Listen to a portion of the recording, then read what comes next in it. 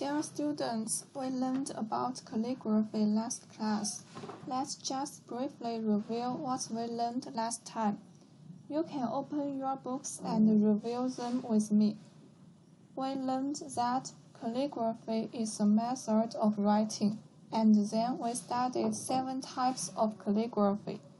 They are the oracle bone script, the bronze inscriptions, the small seal script, the clerical script, the regular script, the cursive script, and the running script. Last, we learned about the creation of calligraphy and its beauty. In today's lesson, we will continue to experience the beauty of Chinese painting. We will learn from the following 3 aspects about painting. They are basic knowledge of Chinese painting, artistic features of Chinese painting, 3 major themes of Chinese painting, and the representative works. In its long history of development, Chinese painting has formed its own style and pursuit. Most importantly, paintings are not true pictures of what you see with your eyes, but graphic experience of people's feelings, wisdom, and morality. Therefore, Chinese painting is a window in which we can understand Chinese culture, Chinese people, and the Chinese ideology. First part we will learn is the basic knowledge of Chinese painting.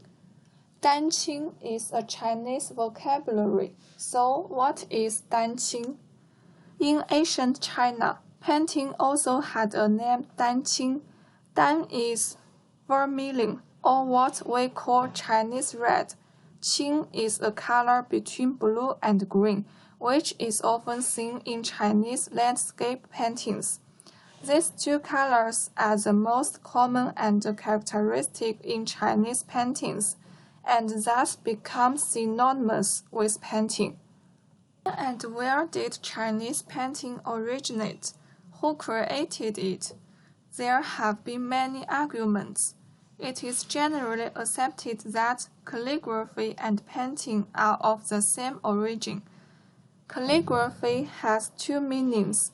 First, it refers to characters written down in texts, meaning that Chinese painting and the Chinese characters have similarities in origin. The Chinese characters have pictographic features, and many of the early ones look like a painting. Secondly, calligraphy means writing the Chinese characters, and so is closely related to Chinese painting, which, like calligraphy, uses both brush and ink, and has similarities in artistic expression. Students can take a look at the examples on display. A bird is what a bird in flight looks like. An elephant is the shape of an elephant.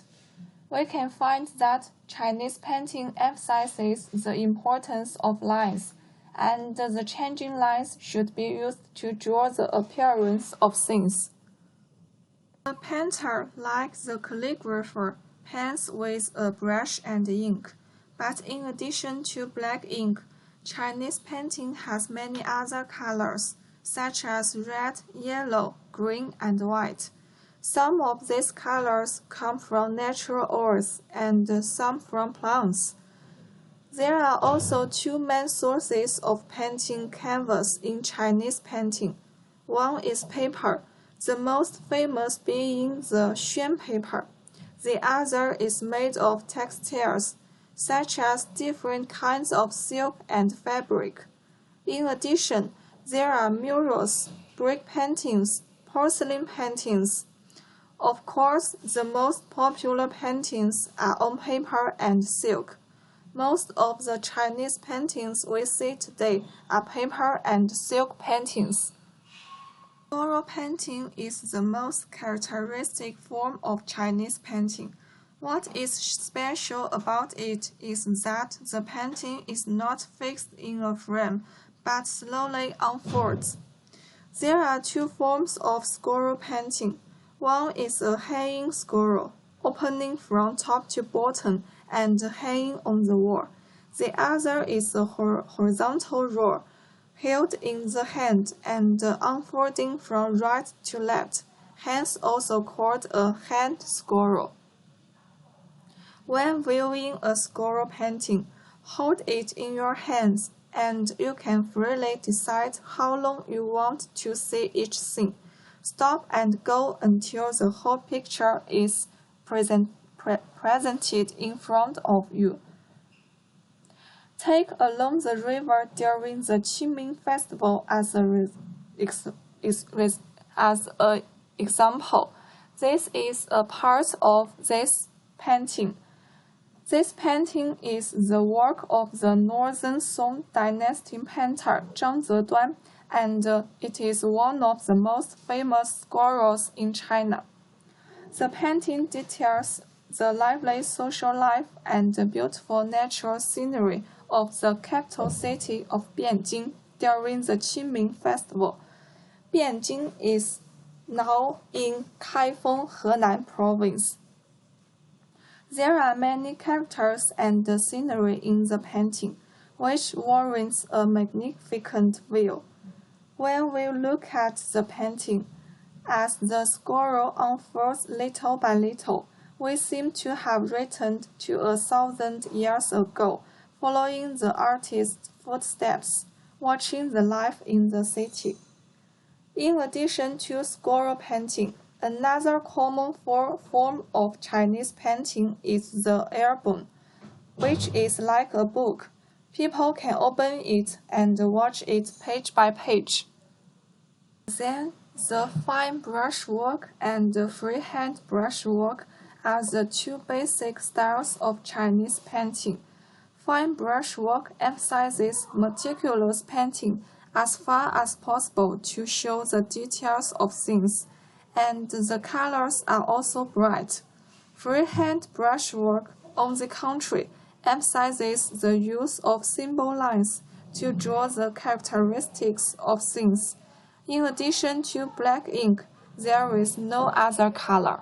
Then we will learn about artistic features of Chinese painting. One feature of Chinese painting is the power of the lines.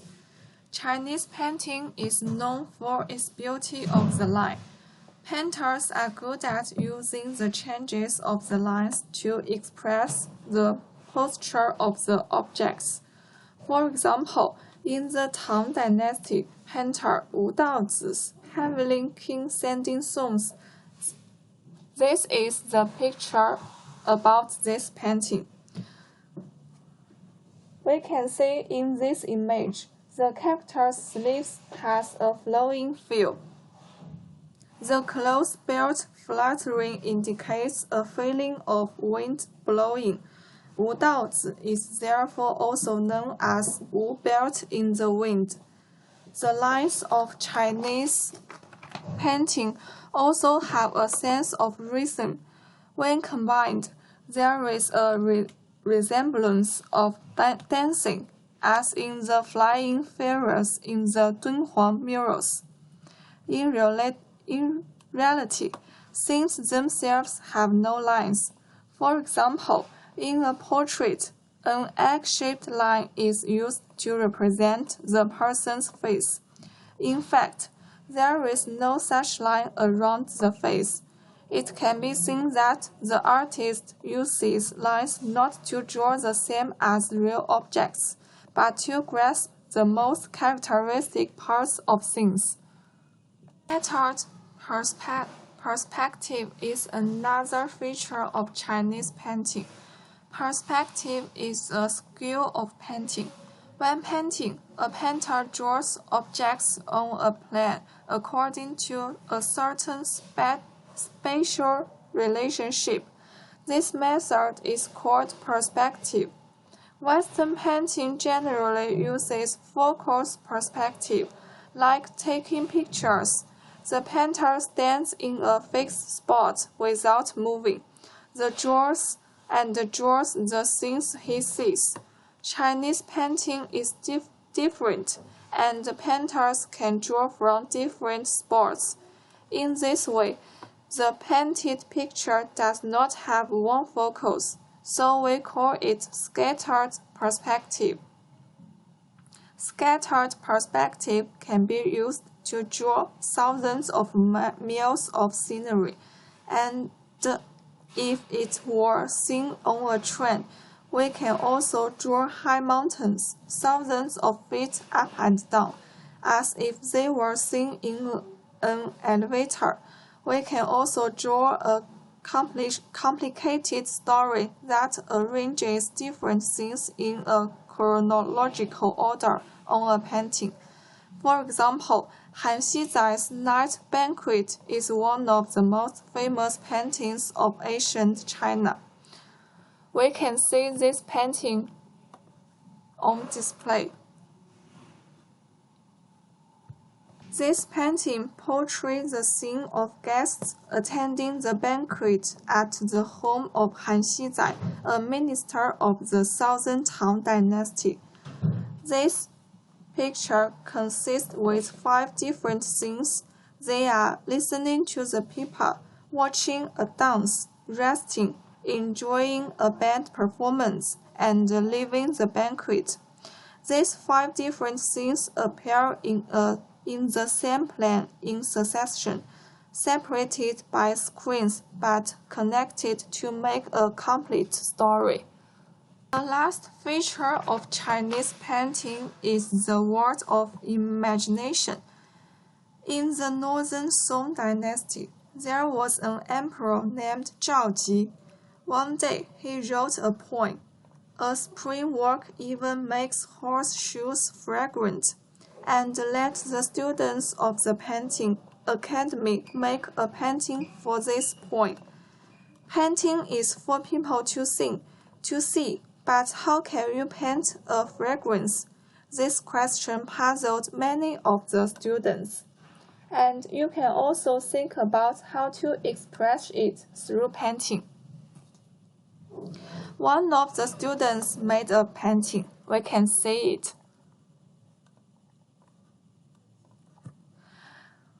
This painting, which earned him everyone's admiration.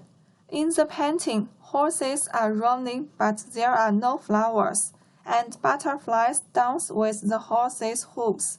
Even though the picture is very simple, still at first glance, you can feel the fragrant flowers. Chinese painting emphasizes the artist's imagination. Under the artist's brush, there is nothing that cannot be drawn. Paintings not only have colors, but also taste, sounds, and so on. The picture is limited, but the imagination is infinite. In this way, painting breaks through its own limitations. For another example, there is a famous painting in modern China called Qi Bai Shi. One day, his friend proposed a topic. Frog croaks 10 miles out of the mountain spring, and let him paint it.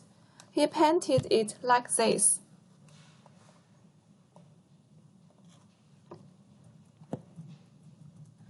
In a rapid flowing stream in the mountain, 6 tadpoles shake their small tails and swim in the direction of the current. There are no frogs in the painting, but we seem to listen to the croaks of frogs coming from afar. Chinese painting does not seek to draw all the details, but aims to simplify the details as much as possible, leaving room for imagination. For example, if you paint a night scene, there will be no bright or dim light. Just add a bright moon or a candle to the background. When drawing landscapes, you may leave many blank spaces between the rocks, and the blanks represent the clouds and mist. Therefore, viewing Chinese paintings also requires us to give full play to our imagination, starting from the feeling of the picture, to understand the beauty that the painter wants to convey. Last part I will introduce you is three major themes of Chinese painting and the representative works. There are three major themes of Chinese painting. They are landscape paintings, figure paintings, and flower and bird painting. I will introduce to you one by one. First is landscape paintings.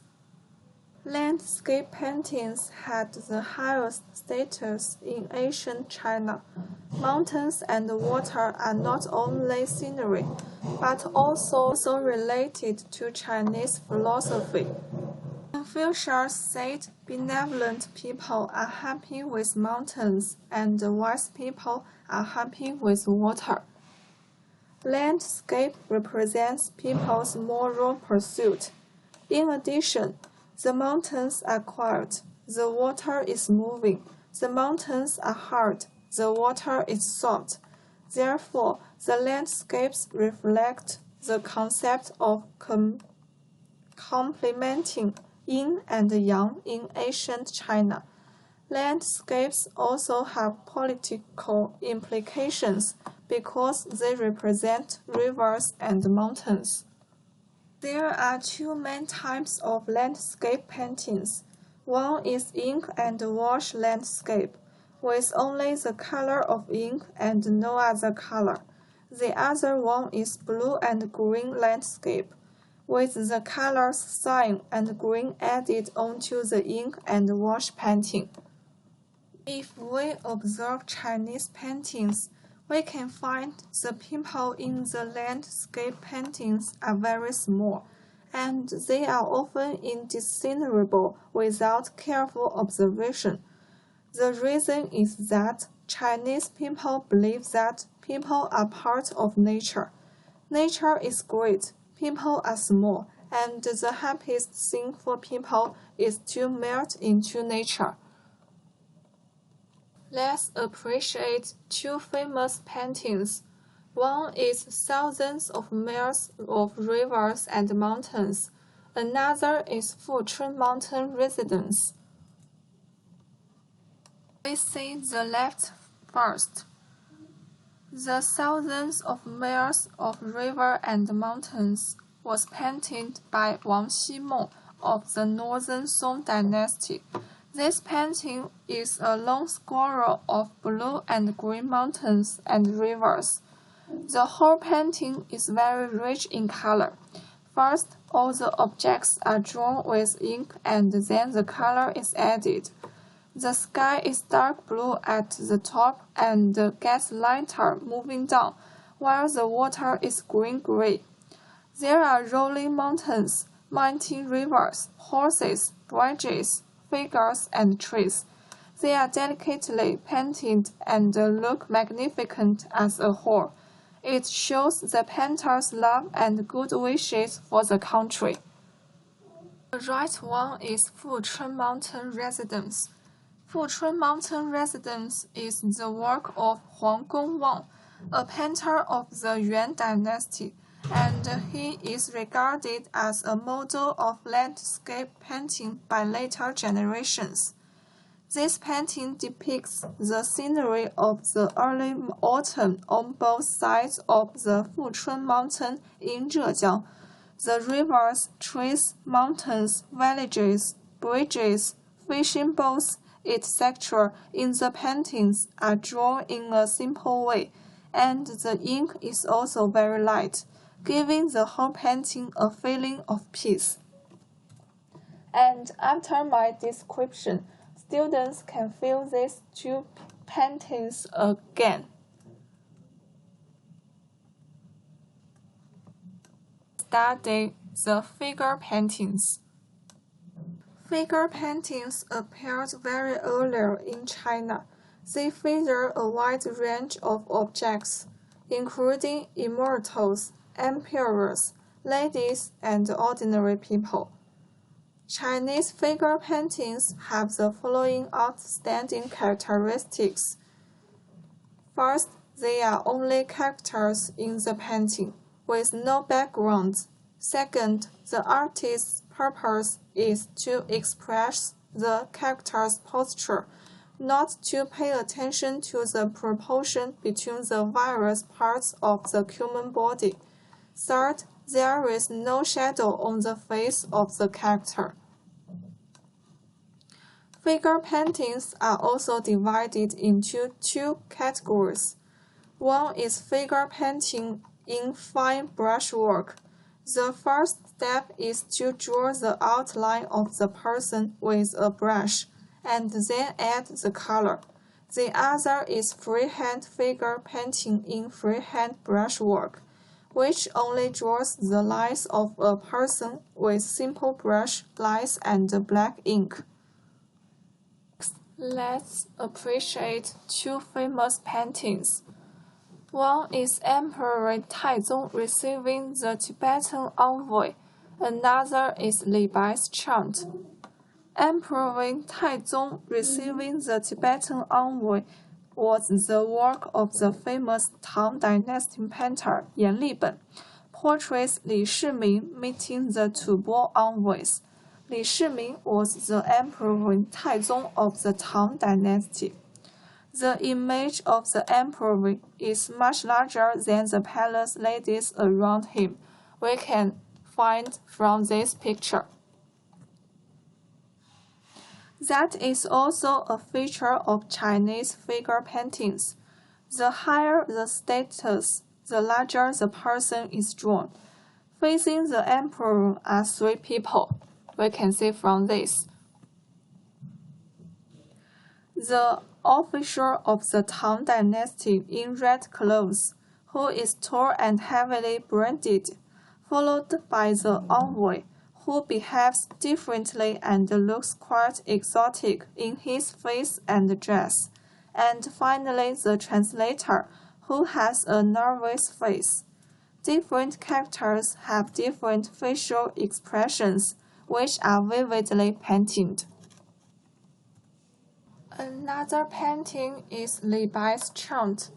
Li Bai's chant is a work of Liang Kai, a painter of the Southern Song Dynasty. The picture shows Li Bai.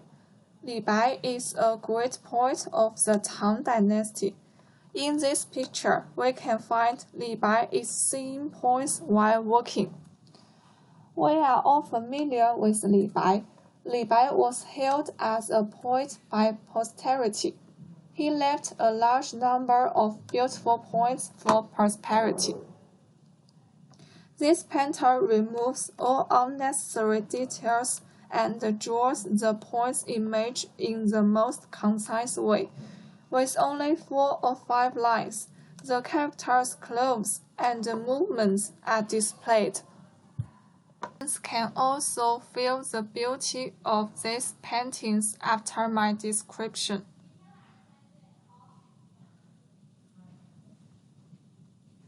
Last theme of Chinese painting I want to introduce is flower and bird painting. In the conventional wisdom, people all think there are only flowers and birds in a flower and bird painting. But flower and bird paintings portray not only flowers and birds, but also common animals and plants. Flower and bird paintings have formed two traditions over the course of the long history of development.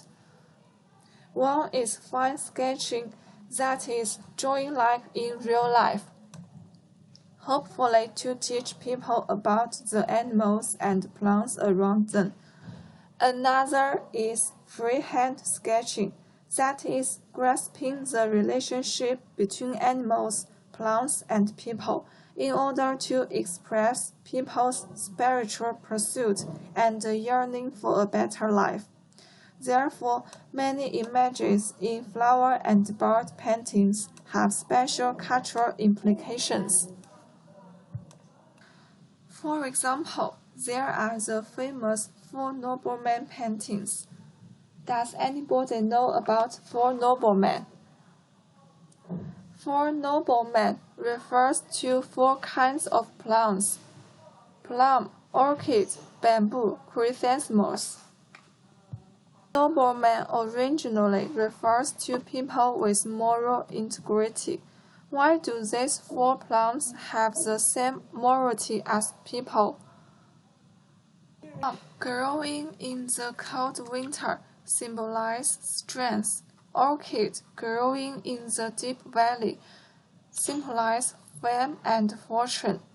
And bamboo, which is hollow and straight, represents modesty and integrity. Chrysanthemum with light color and aroma indicates nobleness. In addition, there are some images to express the good wishes in people's lives. For example, bats represent happiness and peonies represent wealth, etc. We know peony is the flower representing the national cultural image. Appreciate the flower and bird paintings. You must not only see the image of the painting, but also see the culture behind the image. We can see the painting Hibiscus Peasant. Hibiscus Peasant is the work of Zhao Ji. Zhao Ji was Emperor Huizong of the Northern Song dynasty. In the painting, a golden peasant flies down on the hibiscus branch, and there are a few chrysanthemums in the lower left corner of the painting, indicating autumn scenery. The whole painting looks rich and elegant. At the top right of the painting is a poem written by Zhao Ji. We can see this place. This poem saying that the painter's purpose is to convey man's moral pursuit through the peasant. It is believed that the peasant represents the five essences of man. There is a crown on its hand, indicating that it is cultured. There are claws on its feet, indicating military might. It is brave when facing its enemy. When there is food, it calls others to eat together, a symbol of friendship. It always crawls at daybreak due to its trustworthiness. And this is the idea conveyed by this painting. We can enjoy the idea from this painting for a moment.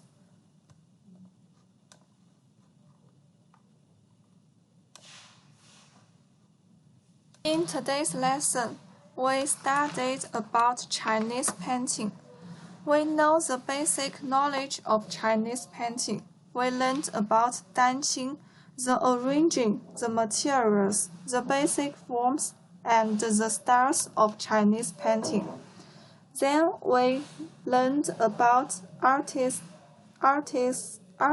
features of Chinese painting. They are the power of the lines,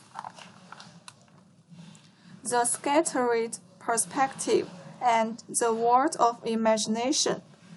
Then we learned three major themes of Chinese painting. They are landscapes, flowers and birds, and human figures. In the eyes of the painter, everything in the world, no matter how big or small, has its own life. Landscape paintings, flowers and birds paintings reflect people's love for nature and the idea that people and nature live in harmony. In another way, we can also say that this is the true meaning of Chinese painting.